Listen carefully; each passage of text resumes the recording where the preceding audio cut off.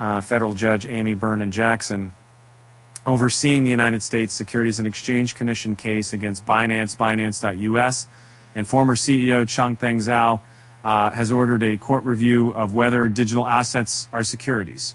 In a minute order dated January 18th in U.S. District Court for the District of Columbia, Judge Jackson said she would hear arguments on how the SEC treated cryptocurrencies made under current regulatory and legal frameworks. Lawyers representing Binance, U.S. will be allowed to address whether a digital asset remains a security in perpetuity and the SEC's allegations that staking may be considered a security. The court intends to hear argument on whether an investment contract must involve a contractual undertaking and whether the SEC misunderstands the meaning of scheme in Howie. From one of the defense attorney only, said Judge Jackson.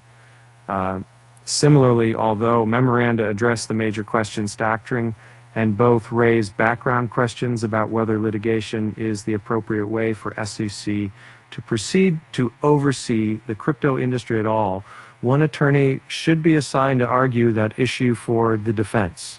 The Howey test has been the SEC's standard for determining what is a security is by ruling whether an asset meets the definition of an investment contract. Judge Jackson raised the issue, assuming it would need to be addressed in Binance's case over tokens, including BNB and Binance USD. It's unclear when both sides will present arguments on men. In many of its legal actions against U.S. crypto firms, the SEC has claimed that tokens largely qualify as securities and are subject to regulatory oversight by the Commission instead of the Commodity Futures Trading Commission. In July 2023, a judge overseeing the SEC's case against Ripple ruled the XRP token was not a security regarding programmatic sales on digital asset exchanges. And since the Ripple ruling, lawyers for Coinbase, also facing a lawsuit brought by the SEC, cited precedent from the case and an August 2023 motion to dismiss.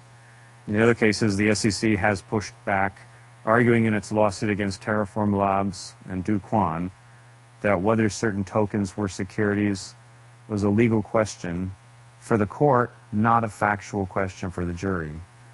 That